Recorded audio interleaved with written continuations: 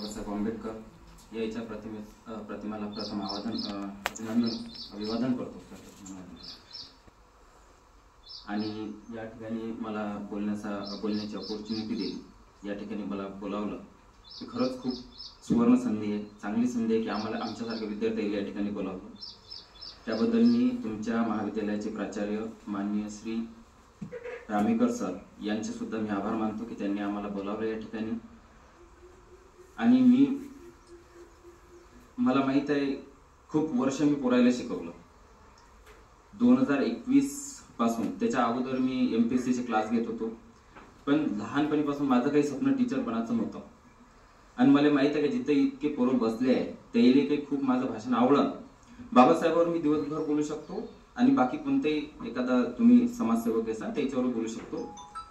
असं काही नाही की बोलासारखं खूप राहते, पण ऐकणाऱ्याची मेंटॅलिटी बघावं लागते की ऐकणारा कितीपर्यंत ऐका. आणि तुम्ही लहान आहे सध्याच, तुमच्या जीवाकडे येत असं की काय बोलणार आहे. आणि माझा स्वभाव तसाच आहे की मी जास्त थुकत नाही विद्यार्थ्यांवर, खुलून बोलतो विद्यार्थ्यांसोबत. 2021 मध्ये गावामध्ये एक प्रोग्राम आला आमच्या गावात. मी अंजनवतीच आहे, तुम्ही ओळखत नसाल कारण माझे जे मुलं आहे ते या शाळेसोबत नाही आहे जुळलेले. मी या शाळेचा विद्यार्थी नाही आहे, विद्यार्थी ते आहे प्रवीण सर, ते माझे मित्र आहे. आणि इनफॉर्च्युनेटली ते माझ्यापेक्षा सिनियर सुद्धा आहे. आणि ज्यावेळेस आम्ही लॉला गेलो तर त्यावेळेस आमची त्या ठिकाणी भेट झाली आणि तिथून आमची मैत्री थोडीशी वाढली. आता चान्स आला की थोडस माझ्याबद्दल खूप कन्सेप्शन आहे, मिसकन्सेप्शन म्हणा, कारण मी या शाळेत नाही आहे. बट या शाळेचे खूप विद्यार्थी अनफॉर्च्युनेटली माझ्याकडेच होते क्लाससाठी. मी 10th किंवा 12th क्लास वगैरे काही घेत नव्हतो. क्लास सिस्टमला माझ्या सर्वात जास्त विरोध आहे. पण माझ्याबद्दल मिसकन्सेप्शन अशा होत्या, कोणाला सांगावं डिस्क्राईब करून कोणाला सांगावं आपलं मत मांडावं असं काही अपॉर्च्युनिटी आली नाही. बट कोमल वाळके, त्याच्यानंतर आणखी तुषार भगत, आणखी काही विद्यार्थी होते, गौरी राऊत, छाया इथं नसून शिकली, राधिका राऊत, माझ्या गावातले जे मुलं होते. मी जेव्हा तिथून MPSC चे क्लास माझे कोरोनामध्ये बंद झाले आणि ज्यावेळेस मी इथं गावामध्ये आलो त्यावेळेस समजलं की मला शाळेत बोलावलं आणि सांगितलं मॅडमनी की 5 विद्यार्थी शिकवायचं आहे. 5 लेकर आले माझ्याकडे शिकायसाठी. एकदम छोट्या छोट्या पोरी होत्या, ज्याच्यामध्ये एक विद्या लवणकर आणि आरती लवणकर अशा दोघ्या बहिणी साईबाबा शाळेचेच विद्यार्थी आहे. इतकी कॅपेबिलिटी आहे त्या पोरी, म्हणजे इतक्या कमी वयात. आता त्यांनी इथून शाळेतून नाव काढलं वाटतं शाळेत, पण खूप कॅपेबिलिटी माझ्यासोबत. कारण मला रनिंगची सवय होती, स्विमिंगची सवय होती. मी अदर ऍक्टिव्हिटी मध्ये सुद्धा मी युनिव्हर्सिटीचा म्हणजे स्पीकर राहिलेलो आहे. अँकरिंग पासून तर स्पीचेस देणं, युनिव्हर्सिटीचा टॉपर स्पीकर राहिलेलो आहे मी एका वेळेमध्ये. मी 2013 पासून UPSC ची प्रिपरेशन करत आहे. आणि देन मला असं कुठंतरी वाटलं, लहानपणी स्वप्न होतं माझं की गरीब लेकरांसाठी काहीतरी एखादी स्कूल काढावं ज्याच्यात अनाथ लेकरं, गरीब लेकरं काहीतरी शिका. पण पैशाच्या अडचणी आणि बाकी काही गोष्टी, माझं करिअर इथे, ह्या सगळ्या गोष्टीत बरेचसे स्वप्न वांग राहिले. आणि ज्यावेळेस हे लेकरं आले, छोटे छोटे लेकरं आले आणि त्याईनं म्हटलं, तर एक दिवस 10वीचा एक पोरगा आला की दादा म्हणे एक काम करा, आमची ट्युशन द्या. मी म्हटलं मी 5व्या वर्गाच्या लेकरांना शिकवत आहे, मग गावातल्या शाळेतून येईल काहीतरी अधिक वजाबाकी बेरीज गुणाकार काहीतरी जे येते तेवढं शिकून दे, म्हणजे बाकी काही शिकू नको. मी तुम्ही बाबासाहेबांवरही बोलणार आहे, टेन्शन नका. आणि एक मुलगा जो खतरनाक वाटला, 3 लाख बुवाला कोण आहे, तर ज्याने जबरदस्तीने काय वाजवायचं, ज्याला वाटलं त्याने टाय वाजवायचं. मीच म्हटलं पण टाय वाजवल्या पाहिजे असं काय, बाकीच्या वाजवून घेत जरा. तसंच सरनं सांगितलं पाहिजे का त्याला वाजवलं मग तुम्ही वाजवसाल, असं काही नाही आहे. तो खूप सुंदर शिक्षक लोक आहे, शाळा खूप सुंदर आहे. माझे मित्र होते इथं. ज्यावेळेस इथं सांस्कृतिक एका वेळेचं वैभव खूप होतं या कॉलेजचं, ह्या शाळेचं, तुमच्यावाल्या. आता विद्यार्थी कमी आहे, आश्चर्यकारक गोष्ट आहे का काहून कमी आहे. याच्यात शिक्षकाचा दोष असं असं मी बिलकुल म्हणत नाही, ते सुंदर शिकवते. कारण ते त्यावेळेस होते, आता ते दातार सर ओळखत होते मला, कारण माझे मित्र इथं शिकलेले आहे आणि आपल्या लाईफ मध्ये ते वेल सेटल आहे, चांगलं काहीतरी करून राहिले बाहेर जाऊन. हालाकी त्याच्या तुलनेत आम्ही तेवढं सक्सेसफुल नाही आहे. बट आज आपल्या इथं पोरं कमी आहे. होऊ शकते काही काम असेल, त्यांना बाहेर गेले असं नसं, बट ते तर माझ्याकडे जेव्हा पोरं आले तेव्हा मग मी 10वीची शिकवायला लागलो. मी पाहिलं का त्याला 5व्या वर्गाचं येत नाही. तर याच्या शिक्षकाचा दोष नसतेच बिलकुल, कारण का मी जेव्हा शिकलो तर माहित पडलं मला पोरच शिकत नाही, इतके त्रास देते. गावात खूप दिवस क्लास घेतल्यानंतर समजलं, पण इतके की पोरांमध्ये शिकायची जिद्द आहे, त्याला शिकायचं आहे, त्याला लर्न करायचं आहे, फक्त विजडम घ्यायचं नाही बिलकुल. म्हणजे विवेकशील नाही व्हायचं, मॉरल इथिक्स त्याच्यामध्ये कमी आहे. मोठ्याचा सन्मान नाही करत, लाईनाचा सन्मान नाही करत, काहीही बोला.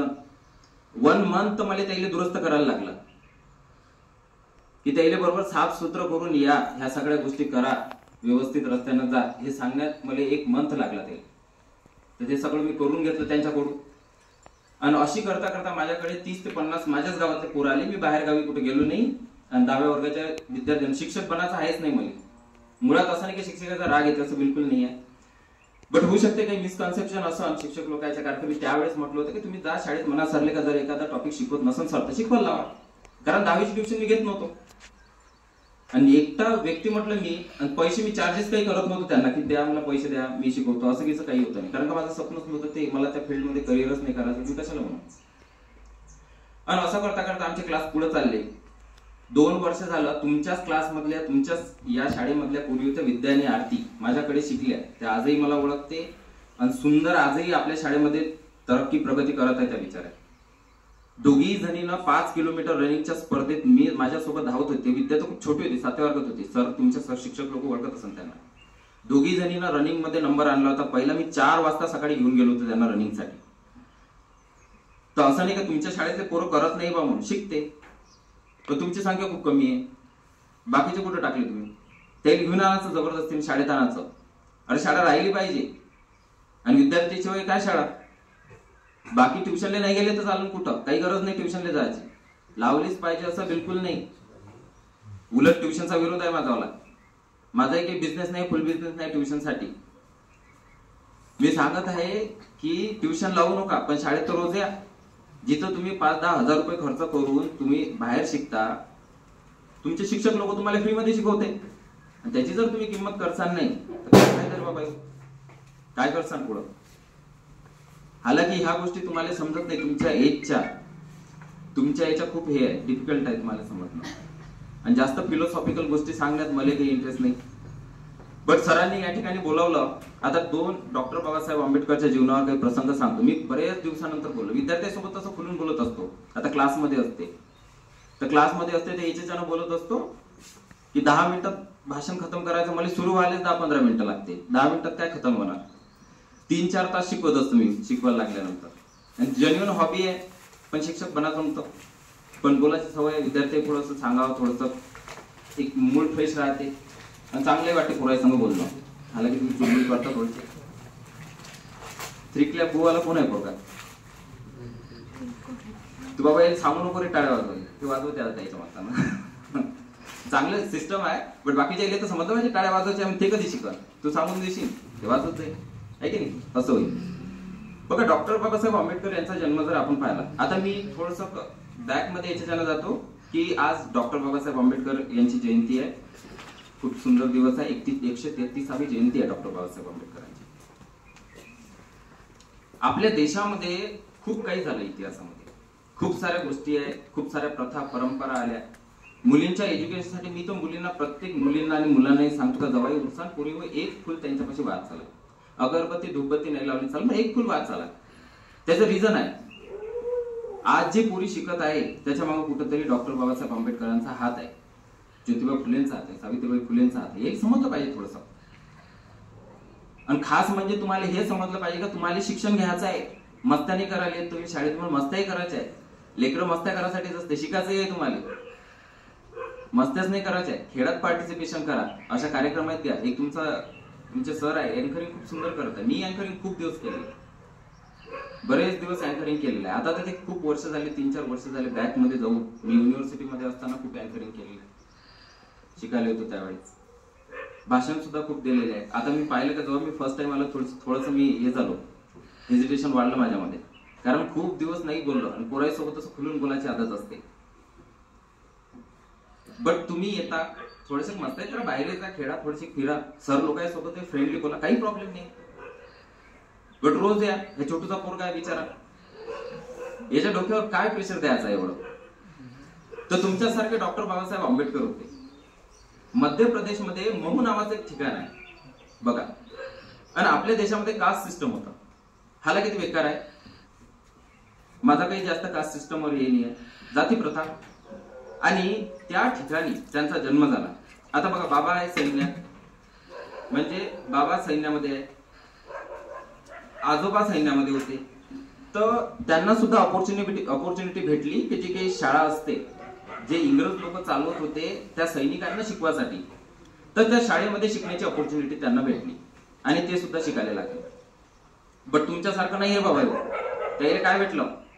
शाळेत जाईन तर पाण्याची व्यवस्था नाही, पाणी त्याला प्याले म्हणाई. हालाकी आता तशी परिस्थिती नाही आहे. जोपर्यंत एक चपराशी येणार नाही वेगळं आणि पाणी देणार नाही, तोपर्यंत त्यांना पाणी नव्हतं भेटत, कोणी हात नव्हतं लावत.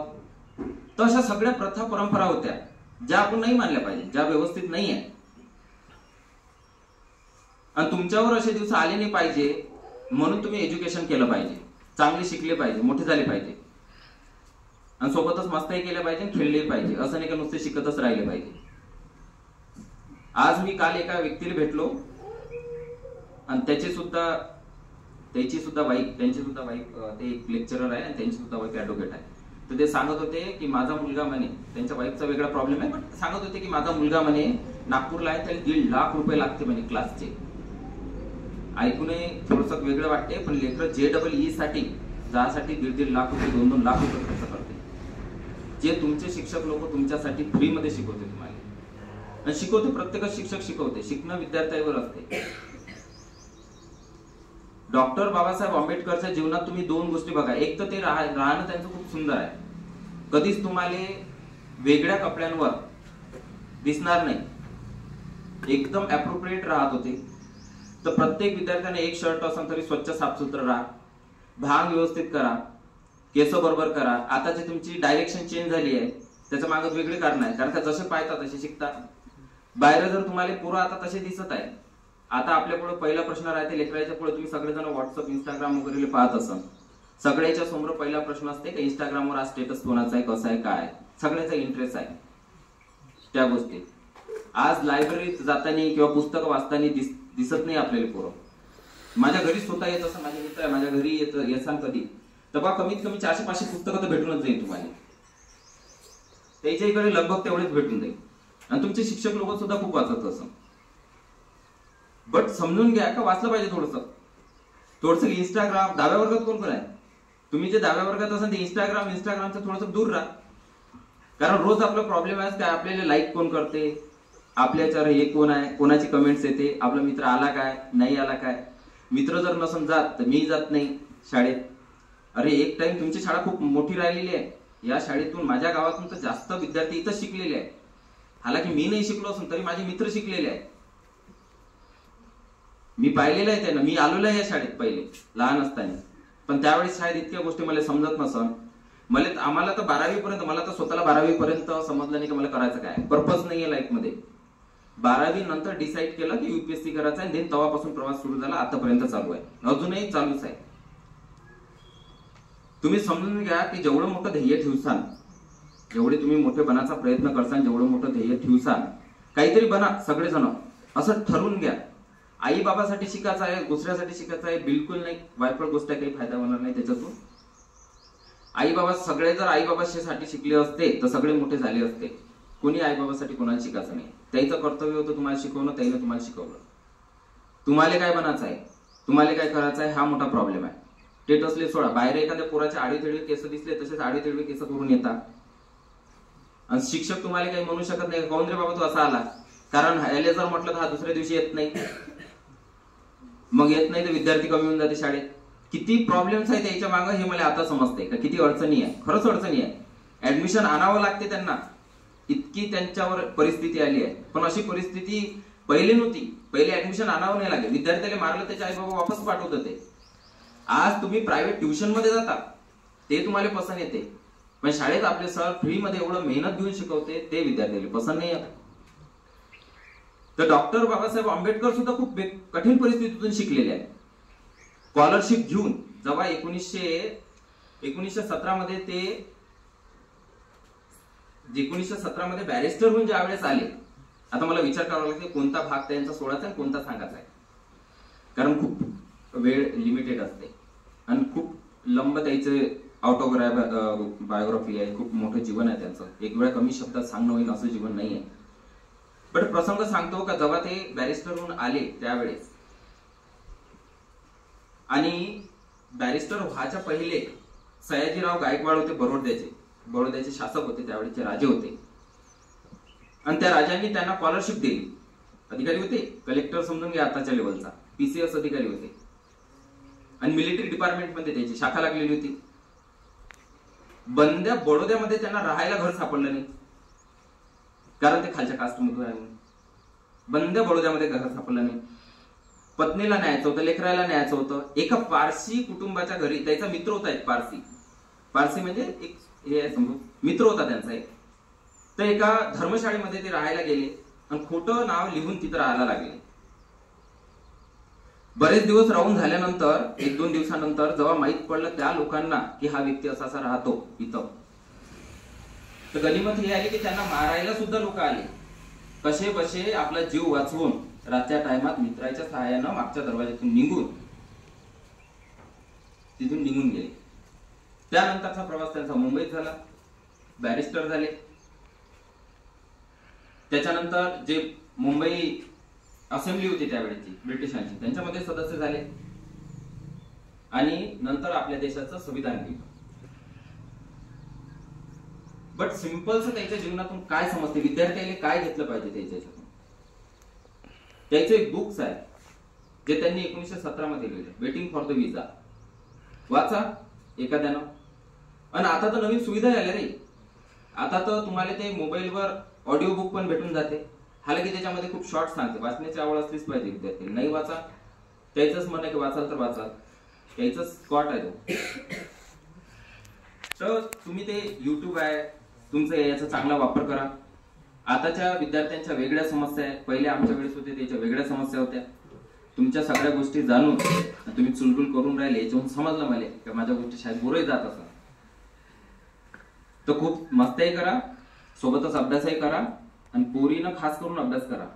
बाबा तुम्हाला जास्त वेळ भेटत नाही, वेळ निघून गेल्यानंतर इतकी वेळ भेटणार नाही की तुम्हाला. आता तर मुलींचं काय खूप कठीण परिस्थिती राहते, आणि इथं मुलींची संख्या पहा, एक टाइम असो तर आमच्या वेळेस मुलाच्या डबल मुलींची संख्या होती. या शाळेत असं नसतं. आता तर शाळा खूप झाली, प्रत्येक गोष्टीत कॉम्पिटिशन वाढलं, शाळा खूप झाल्या. शिक्षक लोकांना तुमचा रिझल्ट पाहा लागते, तुमचे पर्सेंटेज पाहा लागते, तुम्हालाही पाहा लागते, शिकवायला लागते, सगळ्या गोष्टी हँडल करायला लागते त्यांना. तर ज्या वेळेस मी सांगत होतो पोरांना की तुम्ही साईबाबा मध्ये जात असाल तर टेक्निकल सब्जेक्ट घेऊ नका, आणि तुम्ही म्हणत जाओ हिंदी घ्या, आणि हिंदी नसेल तर हिंदी मागा. त्याच्या मागे 2 रिझन होते. माझं नाव याच्यासाठी गलत याने घेतलं जाते का याने सांगतं टेक्निकल घेऊ नका, असं बिलकुल नाहीये. मी म्हणून ज्या विद्यार्थ्याला पुढे JEE करायचा आहे किंवा नीट करायचा आहे त्याला हिंदीची आवश्यकता आहे. कारण एक तर हिंदी आपली राष्ट्रभाषा नसली तरी राष्ट्रभाषेचा दर्जा आहे, तिला बंद देशात लगभग बोलली जाते. आणि इंग्रजी आपली इंटरनॅशनल भाषा आहे, मराठी आपली मातृभाषा आहे. मराठीचा तुमचा काही वांधा नाही, मराठी तुम्हाला येते व्यवस्थित. मग राहिला हिंदीचा प्रश्न, हिंदी तुम्ही पिक्चर पाहता ते लगभग समजून जाते. इंग्रजी तुम्ही आता सरपासून शिकता, तुम्हाला येत असेल बऱ्यापैकी. आम्ही लय एफोर्ट केले इंग्रजी शिकण्यासाठी, खूप प्रयत्न केले, तेव्हा कुठे शिकलो.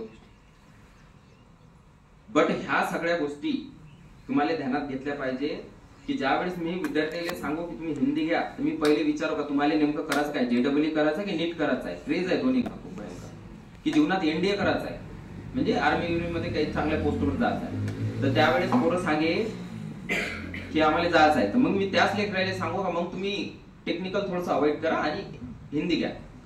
कारण एक्झाम जे होते ते हिंदी आणि इंग्लिश मध्ये होते, 2 लँग्वेजेस मध्ये. आणि तुम्ही 10th पर्यंत जर हिंदी शिकले नाही आणि इंग्रजी तुम्हाला येत नाही, जर पेपरमध्ये काही दिक्कत आली, काही प्रॉब्लेम्स आला, तर तुम्हाला वेळ भेटते, ऑपॉर्च्युनिटी भेटते का तुम्ही हिंदीमध्ये त्याला थोडंसं समजून सॉल्व्ह करा. जर तुम्हाला हिंदी येत असेल तर सर्वच लेकराला हिंदी घ्या असं म्हणू नये. काही लेकरांना म्हणत होतात हिंदी घ्या, ज्यांना गरज आहे त्यांना. बाकीच्या लेकराला कशाला म्हणणार.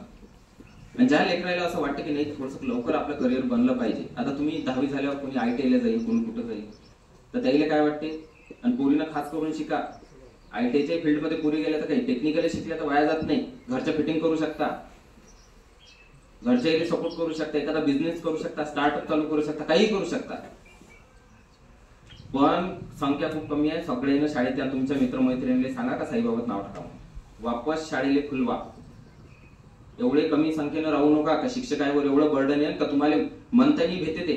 माझ्या क्लासमध्ये तसं नाही, मी तर म्हटलं एखाद्या पुराणं म्हटलं मला काही येत नाही, तुम्ही म्हणतो येऊ नको का, मला काय फरक पडणार आहे, कारण मला 2 गोष्टी क्लिअर आहे. एक तर माझा तो बिझनेस नाही, आणि दुसरी गोष्ट कोणी आलं नाही तर मला काही फरक पडत नाही. पण तुमच्या शिक्षकाला तुमची काळजी असते, घरोघरी जाऊन त्याच्या आई बाबाला समजून तुम्हाला इथं आणते, हे समजलं पाहिजे तुम्हाला. हालाकी मी जर डॉक्टर बाबासाहेब आंबेडकरवर बोललो असतो, डॉक्टर बाबासाहेब आंबेडकर कशा डिग्र्या 10व्या वर्गात फक्त 37 मार्क्स पास झाले %, पण 1907 मध्ये त्या कास्ट मधून 10वा वर्ग पास करणारे पहिले व्यक्ती होते बंद देशात. असं नाही का मुस्लिम होते, बाकी होते, सगळे लेकर पास झाले, पण सत्कार यायचाच झाला यायच्या याच्यात, कारण बंद देशात एकच व्यक्ती आहे का जो पास झाला. आता विचार करा काय परिस्थिती आहे. तर सगळ्यांना 10व्या वर्गात कोण कसं काय होईल, एखादा लेकरू जर 10व्या वर्गात नापास झालं काही टेन्शन घ्यायचं नाही, वापस प्रयत्न करायचे, सर लोकांपासून शिकायचं आणि वापस नाव घ्यायचं, वापस अभ्यास करायचा, वापस पास व्हायचं. आता तर खूप हे आहे, मिसकन्सेप्शन असं चालते की लेकरांना कॉपी पुरवल्या जाते, हे जाते, बट असं नाही केलं पाहिजे. तुम्ही नका करू, शिक्षकाची वेगळी जबाबदारी, तुम्ही नका करू, तुम्ही मस्त अभ्यास करा, कारण सायंटिफिक अप्रोच तुमच्यात निर्माण होणं गरजेचं आहे. तुम्ही शिकले पाहिजे आणि तुम्ही आले पाहिजे. आता घरी जासान तर तुमचे जे मित्रमैत्रिणी आहेत किंवा जे शाळेत जात नाही, शिकत नाही, आता तर पोरं बिलकुल बदमाश झाले कोरोनापासून, शिक्षकाची ऐकत नाही, कोणाचीच ऐकत नाही. आणि पोरी काही कमजोर नाही आहे, माझ्या क्लासमध्ये बदमाश जास्त पोरीच आहे, पोर कमी आहे. तर पोरी काही कमीचे इच्छुक नाही आहे, महा इच्छुक आहे पोरी. मी सांगत असतो त्याला का फक्त 75 वर्ष झाले तुम्हाला शिक्षणाचा अधिकार भेटला, व्यवस्थित शिका, मावशाही हो म्हणत असतो. पण पोरी काही बरोबर शिकत नाही, आता थोडे थोडे शिकून राहिले, आता त्याच्यात विजडम येऊन राहिला, समज येऊन राहिली. तर अशा प्रकारे या तुमच्या महाविद्यालयामध्ये खूप सुंदरसा कार्यक्रम डॉक्टर बाबासाहेब आंबेडकर यांच्या जयंतीवर तुम्ही या ठिकाणी आयोजित केला. मी सुद्धा कोणत्यातरी शाळेचा विद्यार्थी आहे आणि फर्स्ट टाइम मी एका शाळेत वक्त्याच्या आलो. मी तर सोबती आलो होतो, मला माहिती नव्हतं का बोलावं लागणार आहे, आणि अपेक्षा नसते मला बोलायला जास्त, कारण मी खूप लेट बोलतो, खूप लॉंग बोलत असतो. पोर कंटाळून जाते, मला जाऊ द्या आम्हाला. जनरली दादा म्हणते, कोणी काका म्हणते, माझ्या गावाच्या लेकराची ते सवय आहे, बट दादा म्हणते आता खूप झाला, आता जाऊ द्या आम्हाला घरी, लय झालं म्हणते, दादा आता भूक लागली, जाऊ द्या. तर विचार करा, मी थुकत नाही, 5-5, 6-7 तासही शिकवीन, कारण मला वाटतच नाही की 6 तास झाले म्हणून, माहितच नाही पडत. एक फॅशन होऊ शकतं, मला स्वतः समाधानी वाटते शिकवल्यावर. तर एक बिझनेस मॉडेल नाही, हॉबी आहे तुमच्याकडे. तर सगळ्यांना व्यवस्थित अभ्यास करा, घरी जाताना आपल्या मित्रमैत्रिणींना म्हणा का चला साईबाबा शाळेत शिकायला वापस, आणि विद्यार्थ्यांची संख्या वाढवा. एवढे पोरं तर भेटून जाते तुम्हाला का तुमच्यासोबत एकाने एक जरी पोरं आले ती इथं संख्या डबल होऊन जाते. शाळा खूप सुंदर आहे तुमची, शिक्षक खूप सुंदर आहे. मी जरी शिकलो नसलो तरी माझे मित्र शिकले, मला माहित आहे, आलेलो आहे मी या शाळेमध्ये. तुमचे दातार सर होते, ते ओळखत होते मला, जे शाळेत बदली त्यांची ट्रान्सफर झाली होती. आणि रामेकर सरांचं पण हे आहे, आणि एक आमच्या वेळेस पण प्राचार्य होते, ते पण होते.